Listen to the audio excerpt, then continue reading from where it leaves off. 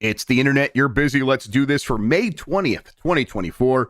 For the next hour or so, let me help you sort through the world of gaming on Game Mess Mornings Live with me, Jeff Grubb. Today, Xbox and PlayStation are both reportedly considering tectonic shifts to their core products. But first, please join me in welcoming today's co-host of Game Mess Mornings. It's Emma Fyffe, everybody. Emma, how are you doing?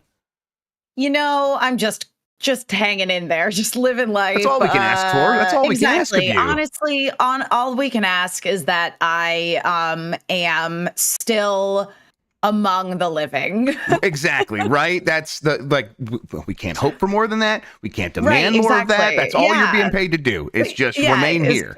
Just to exist. Exactly. Yeah, exactly. No, I'm good. I do not mean for this to sound like a brag and like I'm so popular or something, but like, sure, I had so many birthday parties to attend this weekend. Okay. I don't know why all my friends were apparently born over the span of 3 days. Okay. Yeah. I haven't done the math on that to figure out the, biological why of sure, it. But, of course, yeah. But yeah, a lot of birthday parties this weekend. Well, I mean, was it a good time, or by the last one you're like, I get it, we're pinning the tail on the donkey at this party too? Actually, it was very fun. We started with a party at a gaming esports bar in Burbank, California, and ended at a neighbor's downstairs last night, playing a version of Pictionary where you have to include cats. Oh, very good. Yeah, it's pretty fun. Cats the animal or Cats the musical? The musical by Andrew Lloyd Webber. No, Cats the animal. Yeah, basically it's like, do you remember like color forms? Uh-oh. Did we lose you? That you like stuck to. Wait, so, okay, no, you dropped out there for a second. Oh, color no. forms. I think, are we back now? I blame Spectrum. Yeah, we're back. Okay. Am I here? You hear me now? Yes, absolutely. Okay, yes. cool. Color forms, you were saying? Color forms, where you would like make little scenes with like little things that they were like sticky, but they were re-sticky. Okay. It wasn't like stickers. They were like movable stickers.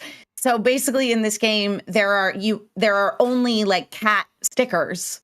And so you put the cats on the board, and then it's like you draw a card and it's like, okay, the movie is Austin Powers. So you have to depict Austin Powers, but with cats.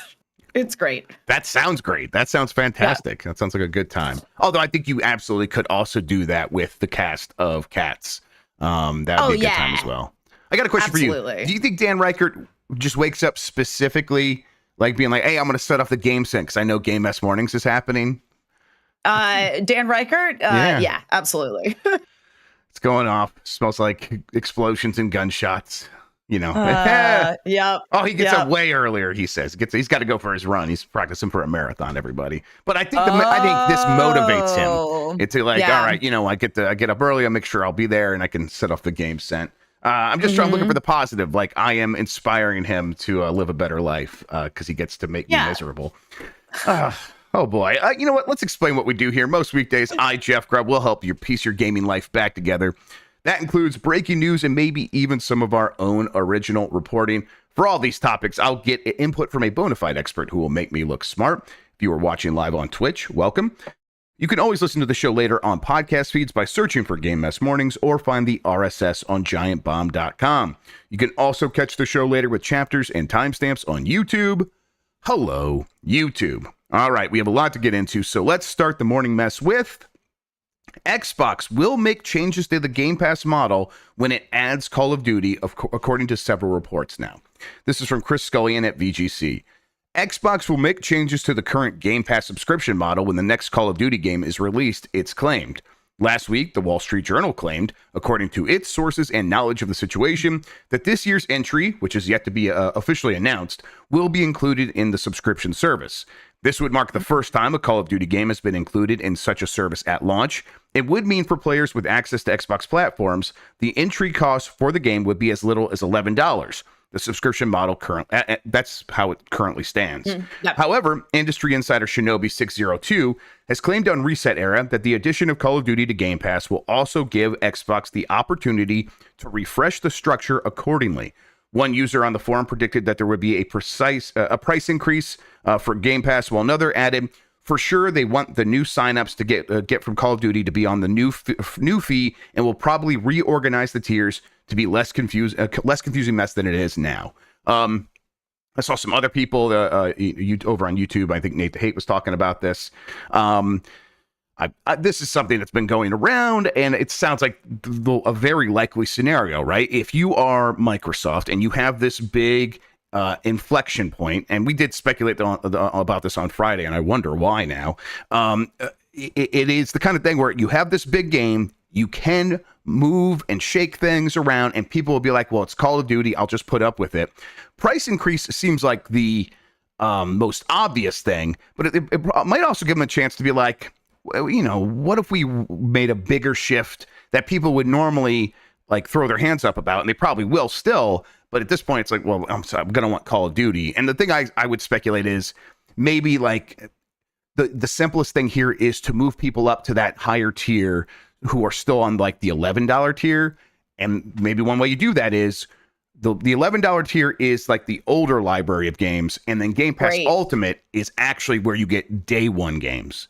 Now that kind of completely shifts what Game Pass is, but it's for me, when I guess I'm speculating, and I like this is I'm happy about this because I could speculate because I don't know, and so don't go write any headlines about where we're having a conversation here, everybody. This is just us figuring it out. But to me, that's like that's the opportunity to sort of to shift what people expect from Game Pass going forward now with Call of Duty. Do you think that's a possibility? And to reconfigure the tiers, as you say, because again, like they already exist. And I think that it's just an opportunity where they're going to expand.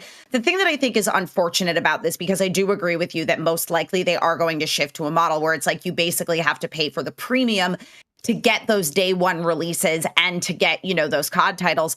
But I don't want Call of Duty, but I do want Persona, you know? So it's like, to me, that's very frustrating. That basically, because of this Activision Blizzard merger, which I did copious amounts of research on during the point at which it was, you know, up for debate and going back and forth.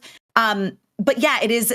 I don't want to get locked into, I have to pay more money to get any day one release because now they have Call of Duty. And so, yeah, that is frustrating. And again, that is likely what is going to happen.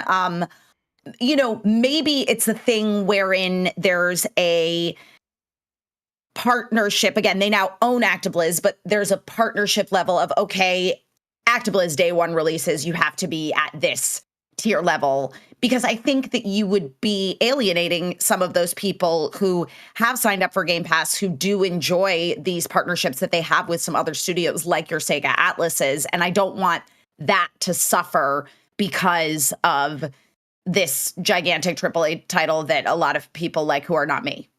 Yeah. And I think it's like, as we like talk it out, it's like, oh, okay, yeah, I get like Call of Duty's a big deal, but anyone who's getting into Game Pass because of Call of Duty is almost certainly going to go to the Ultimate tier anyhow, because they want to play online, and that's where you get Xbox, you know, Live, as it was once called, but online multiplayer is in Ultimate. So does this really move the needle all that much?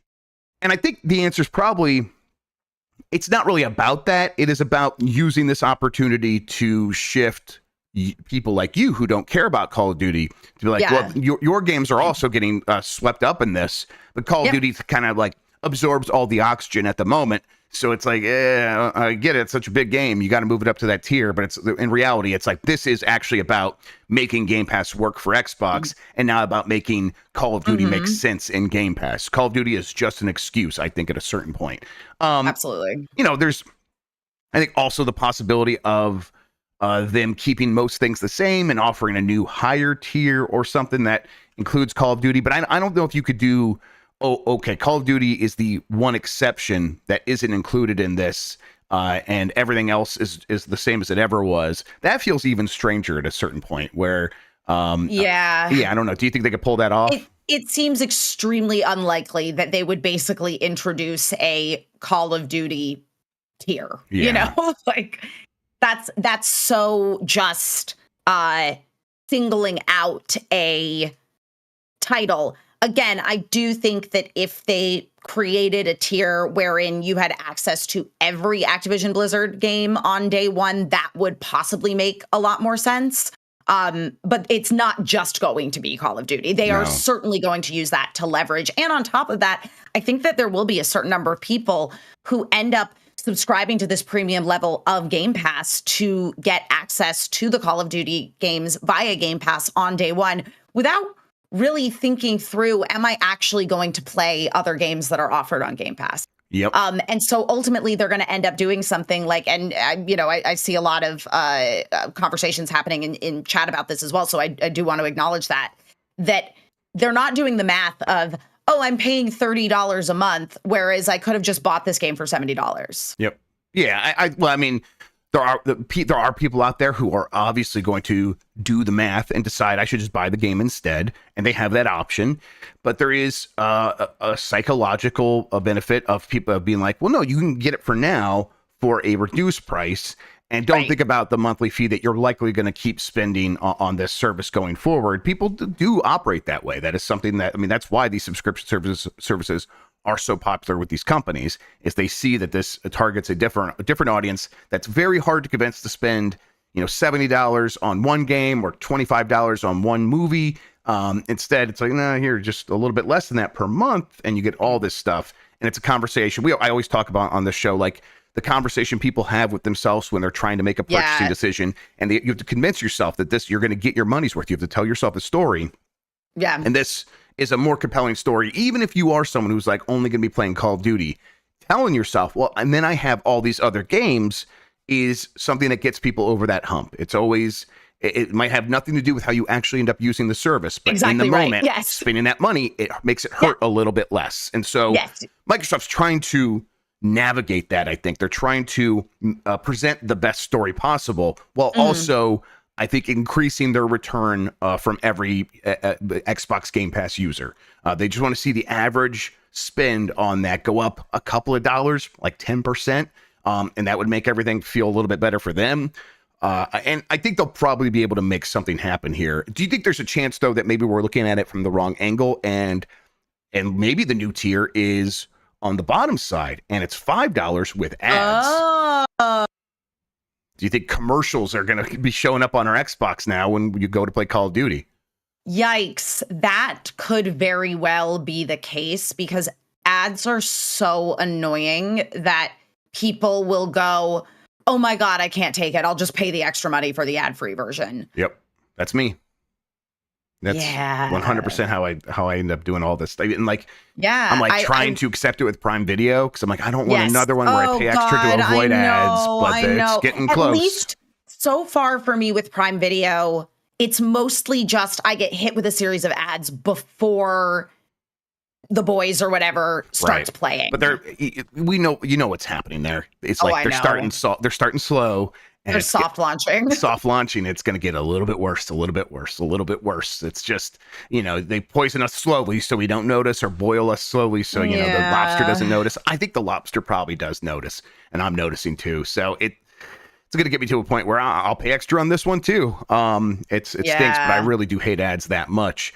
That said, these companies love ads. They love it. And everything ends up, no matter what, when it's like, hey, we've done all this work to sort of take ads out of the experience and make it feel like that is just table stakes. And now there's people at these companies going, we're leaving money on the table. We got to get ads back in here. And so it all just ends up going back to where we started. And it feels inevitable at a certain point. Yeah. And again, it's like, I have respect for ad dollars, because largely in art, unfortunately, for better or for worse, that is where the money comes from to make things, is you have to basically get the money of these giant corporations.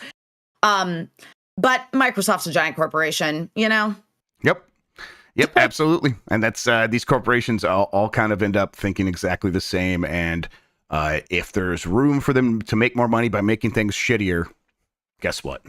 Things are going to get shittier. Yep. Time for the enshittification of Game Pass. Nonstop. Yes. It's just going to happen everywhere. I don't, this Call of Duty probably coming out this fall. They will probably have announcements for this game at Xbox. The redacted direct after the Xbox showcase on June 9th. That day. Before our live show, the real marquee event that day. Yes, at the Bellwether. Go get your tickets. Who cares about Xbox when you could come to the Giant Bomb live show at the Bellwether in beautiful downtown Los Angeles? Get your tickets now. Yeah, exactly. And so they're going to have their showcase then, and they'll probably talk about that game then. I think they probably also, in that moment, maybe not at the showcase. Maybe that's something they do at, like, sometimes they have an overflow show where they talk about more details. Maybe that drops there so that they can just have the good news be at the showcase. Yeah. Unless they find a way to present these tiers as good news, right? Where it's like, oh, you're getting more and it also costs more and the tiers are all changing. There's a possibility they figure something like that, but we'll see.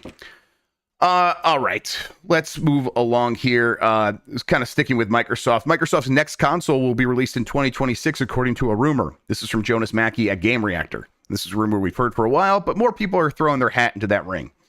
Xbox Series S and X seems to have peaked and is declining rapidly in sales while Microsoft is being vague about its future strategy. And even Sony recently said that as we enter the second half of the console cycle, we expect the number of new PS5 units sold to gradually decline.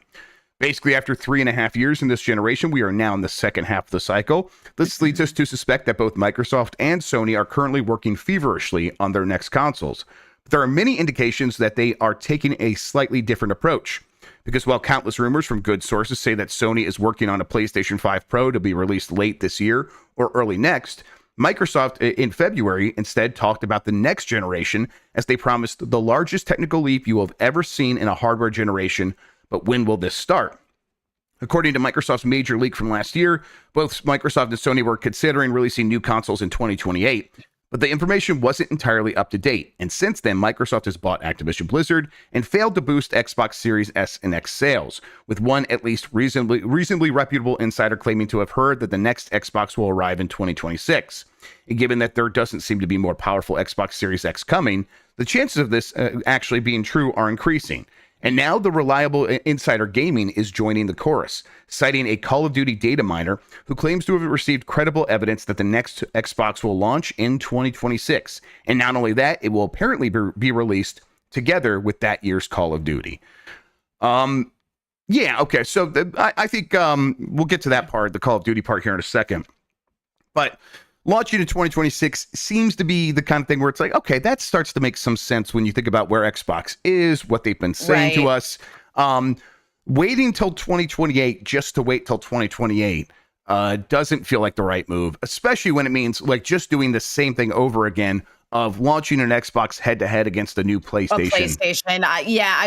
That did occur to me as well, is to get away from that, because it's so complicated because, as we've discussed before, we're seeing things with Sony and some of their first party limited releases where they basically have partnerships with some of these studios where it's like, okay, this is a PlayStation exclusive console release for, say, a year, and then it's going to be released on PC, etc.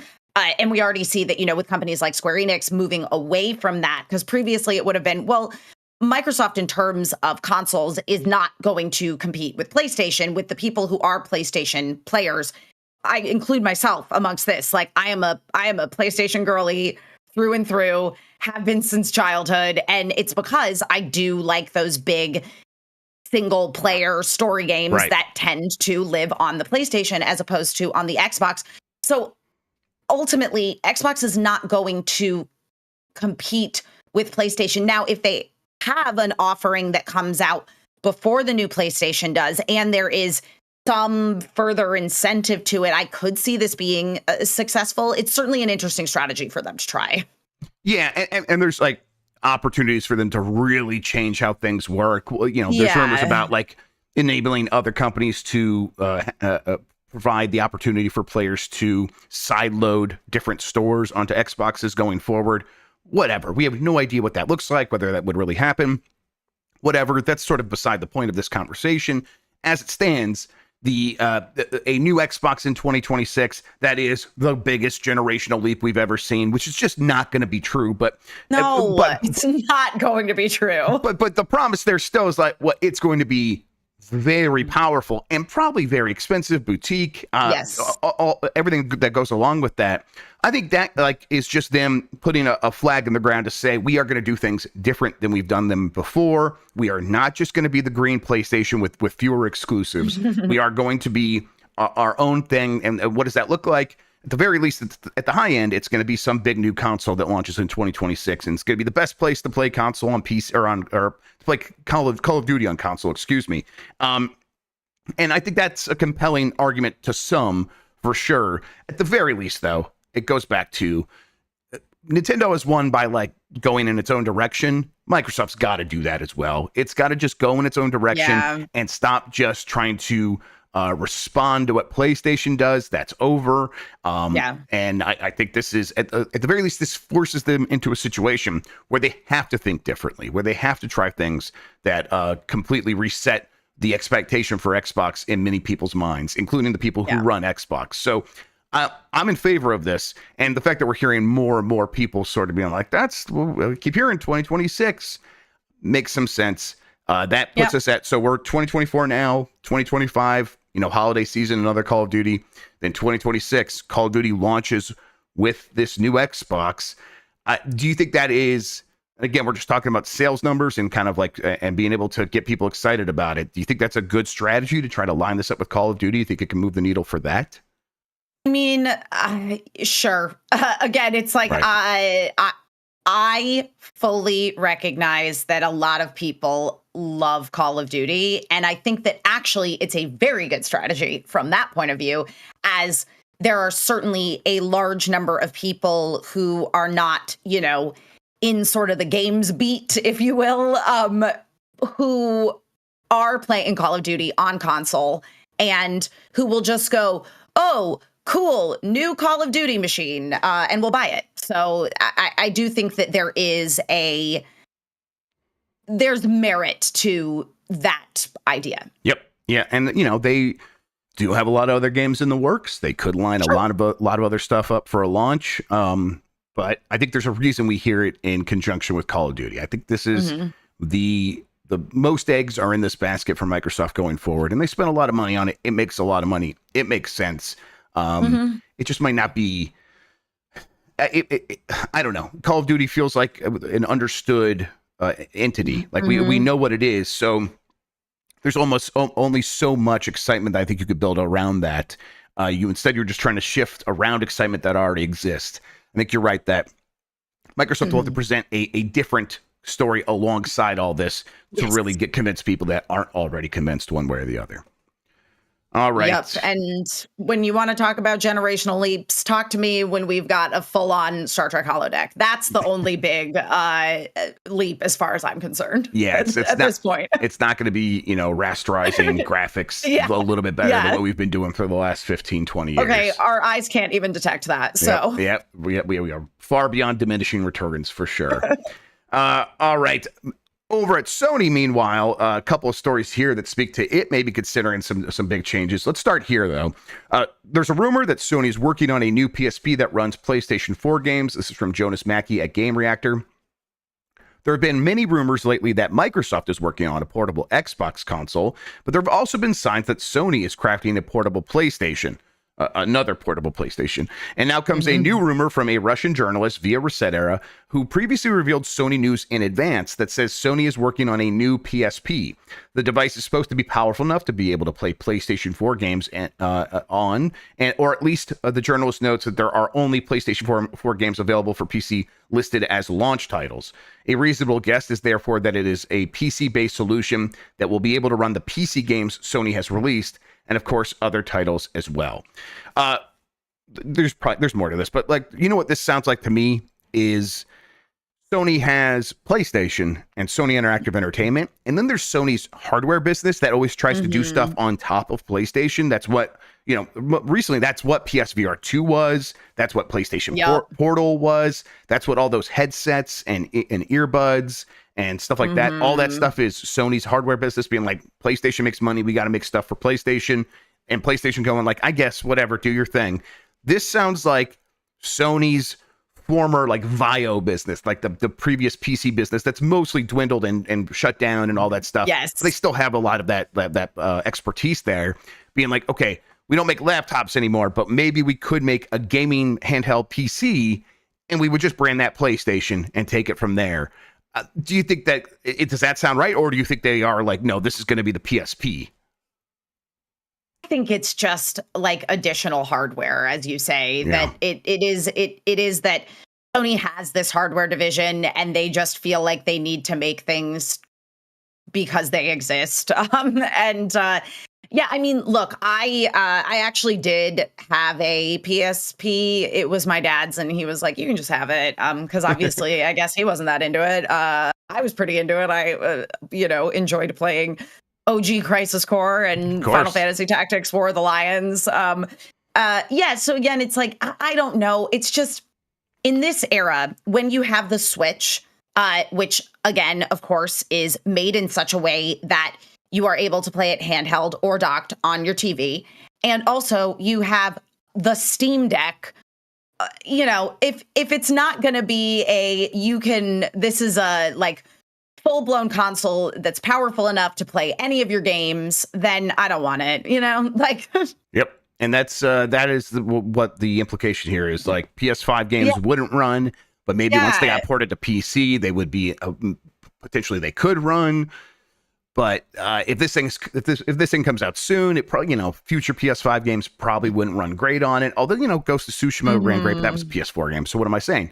Right. Yeah, we'll see. I think that this is maybe a good placeholder, a holdover until they get to a point where they are figuring out, okay, how can we have a Switch-like device or a handheld device that is going to run everything we put out in one way or another. And in the meantime, we have all these PlayStation 4 games going to PC. We do have a hardware division that is thirsty to make something. Why don't we just do this? It just feels like something that happens because you have these resources and you need to do something with them. And I think that's fine. I mean, I'll be interested. Yeah, Sony makes good hardware. Totally. Oh, they make really good hardware. And as you say, it is a situation of, okay, we are making these games available on PC. So this is another way for people to play these PC ports, basically, of these PlayStation games, but on Sony hardware. Like, I understand the thought process behind it. Yes. Is what I'm saying. Same. Exactly. I know how we get here. I know how we get here. That leads into this other story, which is a little bit different, even though it might sound like the same thing. PlayStation job listing hints at a huge shakeup for the future of the company. This is from Fandom Wire, which I don't think is any relation, right? So different. No relation. No relation. Yeah. PlayStation could be making some changes sometime soon, and the gaming community has a good guess of what it might be. Gaming handhelds are all the rage, and many seem to suggest it is the future of gaming, which makes sense for Sony and Microsoft to get a slice of. This story kind of has a preamble here for a little bit, but basically there is a job listing from the company, and the description of the roles and responsibilities include a line that reads, "Programs developed for our entertainment game consoles to run on game consoles with different architectures." That's the big thing here that people are picking up on. And essentially what that means is there's a PlayStation 5, PlayStation 4. These are x86 architecture, the same thing that PCs have been running on for forever. And now Sony's looking at this like, okay, we need to put this stuff on other architectures. The immediate knee-jerk reaction here from many people is this means Sony is looking at ARM architecture for future handhelds, and they want to make sure that their games can get translated through a translation layer to that different architecture so they just work. Similar to what we've been speculating Microsoft has been doing, because in leaked documents from last year that they filed with the FTC, they said one of the things they're looking at is maybe ARM architecture for the next Xbox, which is something that could still happen. And if they did that, they would also need a translation layer. Does that sound like the likeliest thing to you? Because I think there's a good chance that is what's happening here. Yeah, I mean, it's as we were even discussing in the previous story about this new PlayStation handheld, and I already brought up the instance of Steam Deck, wherein you have the ability to play the games in your Steam library handheld. And it does feel like, so, and I, like, again, I fully understand the strategy from the perspective of, because I do not have a Steam Deck, sometimes there are games that come up and I go, you know what, I really want to play that handheld. So I'm going to buy it on the Switch because it exists, it exists as an option on the Switch. These are often, your older or more like classically styled JRPG kind of titles. I like to be able to play those handheld. I like to be able to lay in my bed and play my video games. So it makes total sense that in order to stay in the game, and I credit Nintendo really in a lot of ways for kind of establishing this precedent of your games are available to you to play anywhere. And that does feel to me to be what needs to be the model going forward. Yep. And I mean, Nintendo also got out ahead of the curve by embracing ARM architecture. So they're set up for the future. x86 and ARM are in a battle. We talk about this all the time, but I'll reiterate. They're like in a battle towards the middle where x86, very powerful and efficient. ARM, less powerful, very efficient. And now both are kind of heading in the same direction where it's like x86 is getting more efficient, especially as AMD makes these handheld versions that, have pretty decent battery life for the fact that they're running, I'm playing Ghost of Tsushima on the Steam Deck right now. And it's like, man, I got like an hour and a half, an hour and 15 minutes. That's pretty impressive. ARM on the other side is like getting more powerful and staying very efficient, as we see like now Resident Evil 4 runs on the iPhone 15 or whatever, for example. So they're both heading in the same direction, but it seems like based on the current trends, ARM is going to become more powerful faster than x86 becomes more efficient. So if you are one of these companies and you are trying to plan out the next 5, 10, 20 years of what you're doing, you might be in a situation where like, well, we need to consider ARM. That is actually the only viable solution for the future because all our competitors are doing it. And for Nintendo, they're like, well, we're already there, and our games are just going to be a little bit easier to translate. Now, it seems like they are still going to have some sort of compatibility layer for the Switch to the Switch 2, but they are still in a better position than where Microsoft and PlayStation are, where it's like, no, they're all on x86, and we got to get all these games. If we want to keep backward compatibility and keep people's libraries intact, we have to make this huge transition. That's going to could be painful, but they are researching this right now to solve that. And this honestly could just be what this is all about. Future-proofing their decisions, right? Yes, absolutely. And ultimately, you look at a company like Nintendo who was ahead of the curve with this and really established this precedent. Nintendo has always kind of existed on its own island. Its properties are so well established. And again, because they came at their most recent console, the Switch, and as you say, there's going to need to be a level of compatibility in order to play, Switch 2. But they are already at a tremendous advantage. And all of these other companies are going to have to do a lot of work internally in terms of how their, software hardware runs to get on Nintendo's level. So I don't think that like Nintendo's not sweating anything here. They just get to kind of be like, yeah, we already we figured out the way that we're fully in bed with this. NVIDIA. It's like they're going to help us figure all this stuff out. You guys are going to have to like either make a deal with NVIDIA and then have all this work ahead of you. And good luck with that. There's all other possibilities here, though. What do you think the chances are that this is about? We have live service games for PlayStation. We're making a big live service push, and we want to make sure that our games are everywhere, including smartphones. Like, do you think this is like maybe about getting Helldivers 2 on smartphones or something like that? Maybe not just Helldivers 2, all their live service games. So it's super interesting to me because I recall when Genshin Impact launched, it was obviously available PC, mobile, and PlayStation. So I do think that there is a possibility that, you do want your live service games like your Helldivers to be on smartphones and to just be generally, in general, live service games, you want them everywhere. Yep. Everywhere. So that to me, and especially when they are at a affordable or free to play sort of level, again, the way that you get in with people, especially younger people, is everybody has a smartphone. Yeah. Okay. Well then, okay, let's go one step further. What if this is about putting PlayStation games on Switch? What if this is about Switch 2 comes out and they're like, we have live service games that we want to be everywhere, and maybe they should also be on Switch 2. You think there's any chance that that's what's happening here?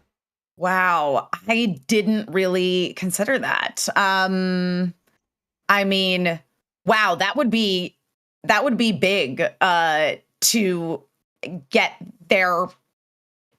their properties onto a Switch 2, especially because then they're in a position of Nintendo has already figured this out. So if we just figure out how to make our games available on Nintendo's upcoming update to the Switch, it makes sense to me. Yep. It's not impossible. And I think that the Sony is like looking at, hey, we want to make sure that we have every option on the table. And the reality is you do this work now and you have a team that is very good at producing these compatibility layers. That does offer up the flexibility to move in any direction. And that's probably what this is really about, is just having a team there that is technologically sound and doing this work. And then later you can make the business case for whatever you need to do with it. In the meantime, it's like, well, at the very least, we can put some of these games on smartphone. And if we need to move to ARM from our current stuff, we can have the technology in place to carry all of that work that we've done so far forward. Because the one thing Sony can't really do now is say, your library of games that you purchased doesn't work anymore. That is that is the massive tool in their toolbox that has enabled them to establish a dominance that seems unassailable. It seems like Microsoft can do nothing about. Phil Spencer himself has said that. It's like, there's nothing to be done. Everyone already has their library, and they're not going to abandon that to come over to Xbox. No. So whatever happens going forward, that is probably a number one priority for them. And that's what this speaks to, I think, is that priority. Yeah. All right. What we're going to do now is we're going to take a quick break. When we get back, Fallout is in Fortnite. There's revisions to what we expect from gaming this year and a lot more right after this.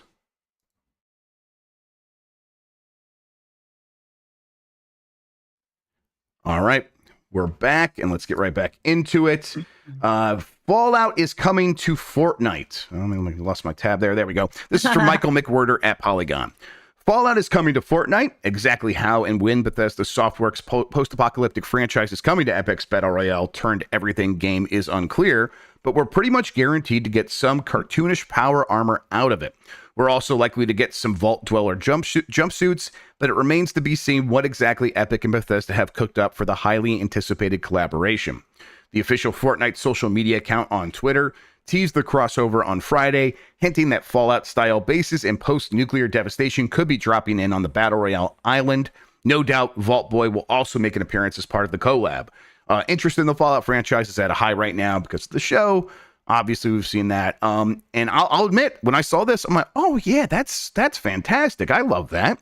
Give me some power armor in Fortnite.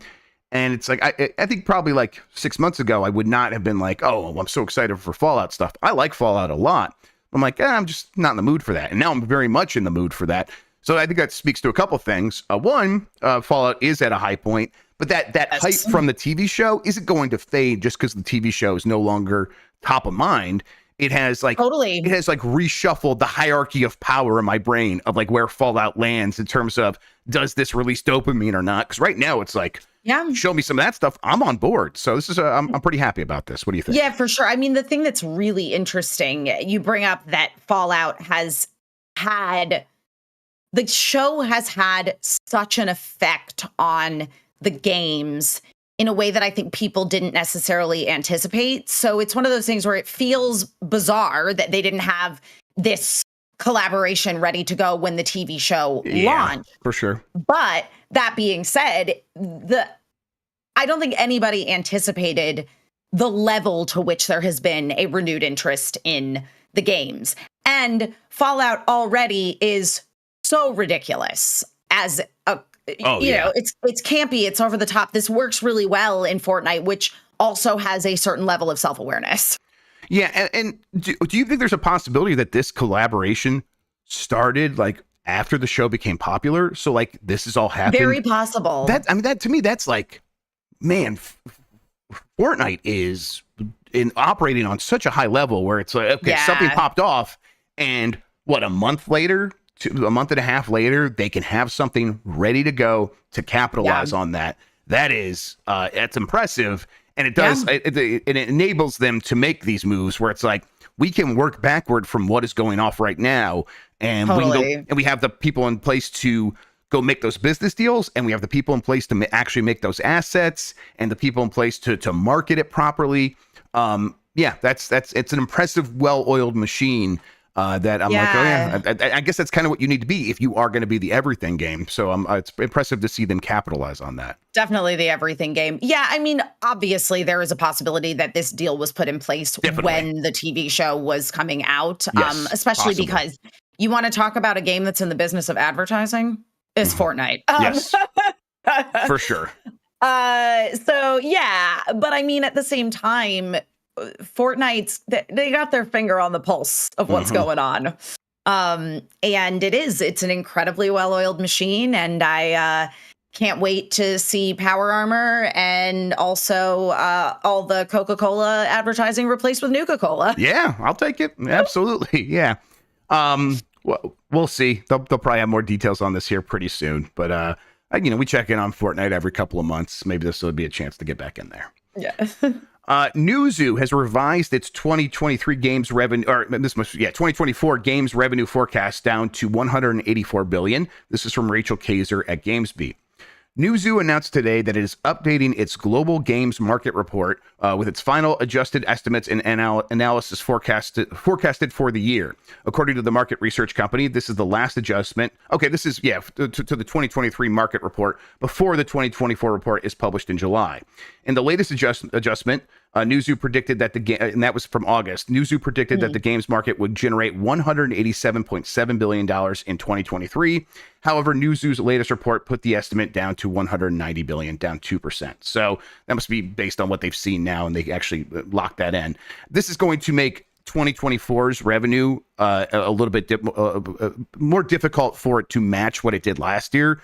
And that's really going to speak to where we're at overall with the industry. That everything is so vibes based with investors, where they are, the industry could make a lot of money, and it could have made so much money where it was like, oh, and it's up a little bit. But now the fact that last year did a little bit better than it did before, it's going to make those comparisons a little bit tougher to match, and that's going to make investors feel bad, and that's going to mean they're going to invest less, and that means we're going to get fewer games from people that rely on investment, which turns out to be much of the industry, not just like indie games or like the big indie studios or the big publishers. It's everybody, because no one likes to pay for stuff themselves. That everyone's like, we have to go out there, borrow money to make this whole thing go around.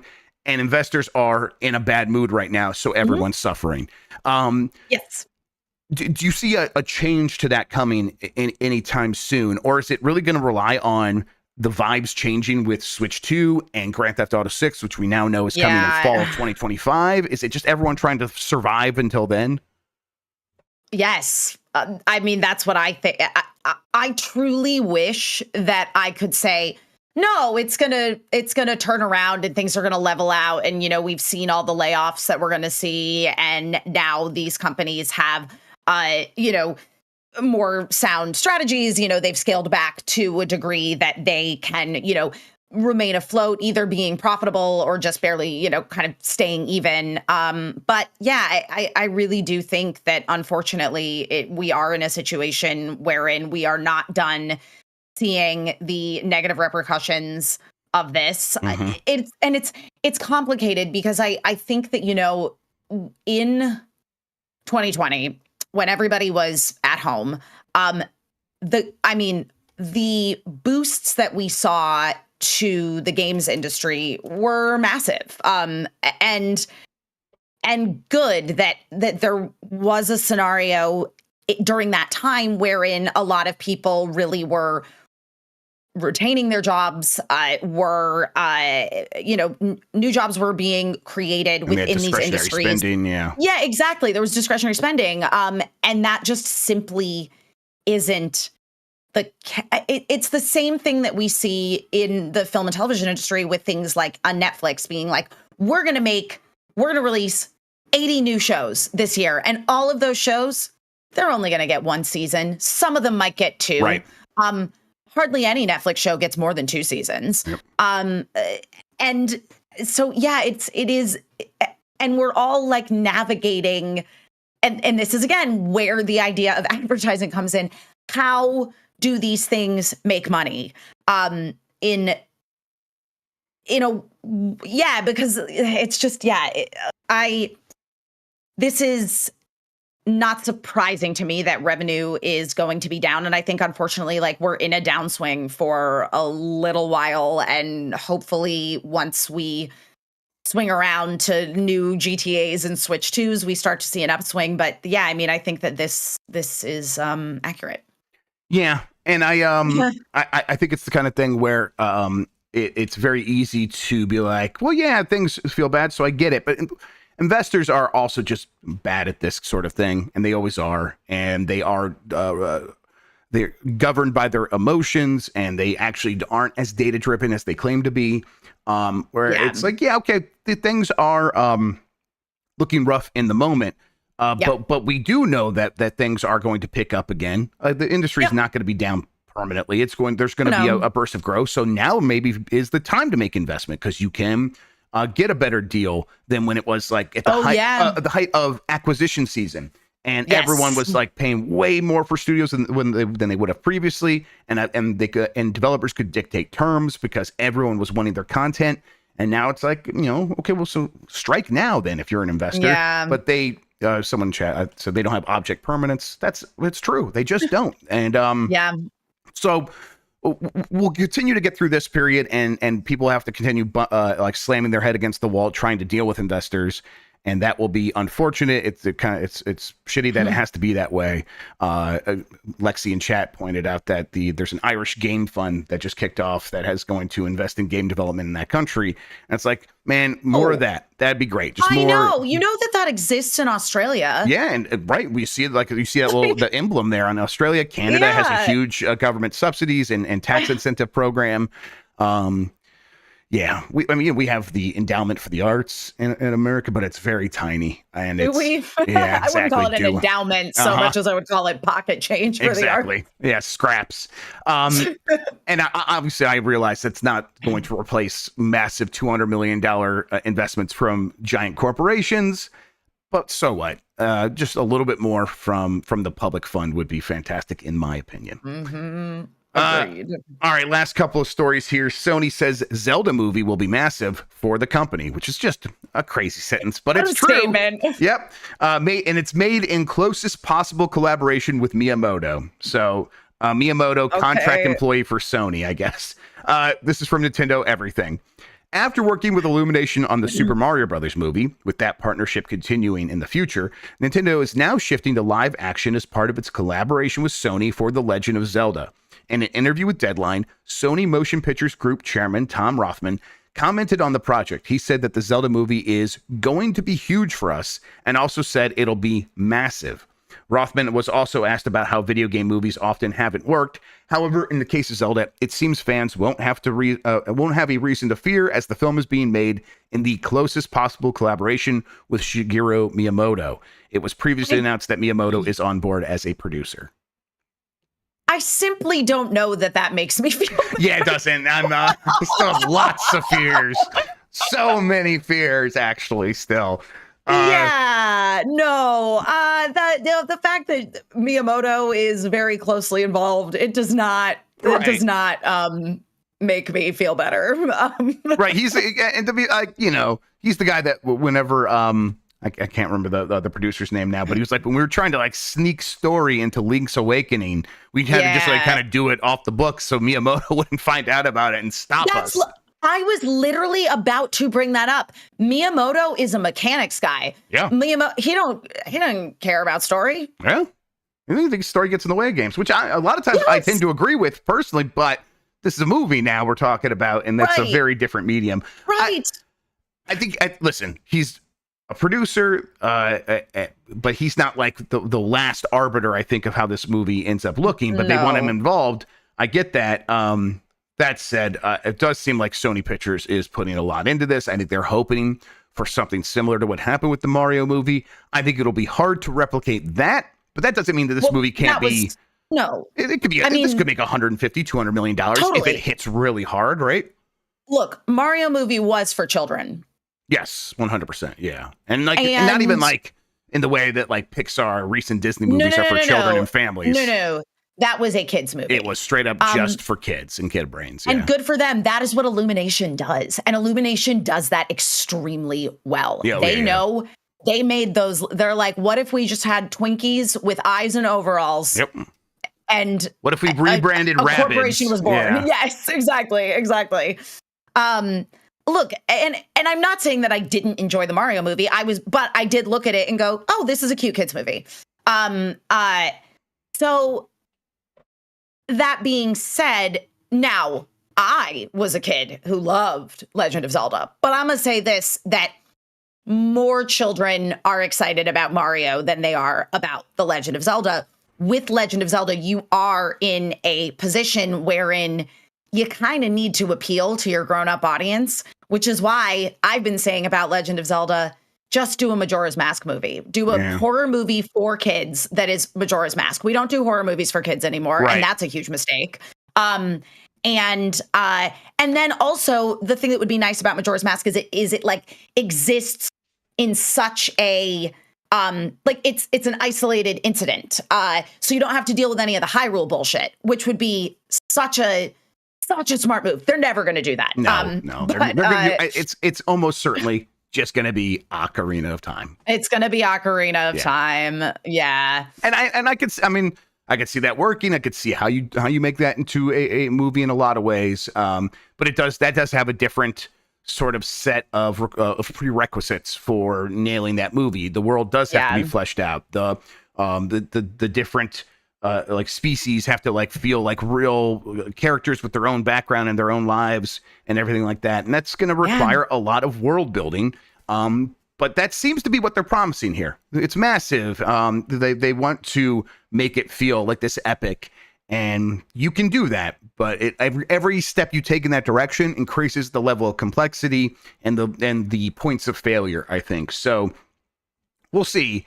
I'm still like hopeful, but I'm not like gonna place money on this being a great movie still. That's just not where I'm at with it yet.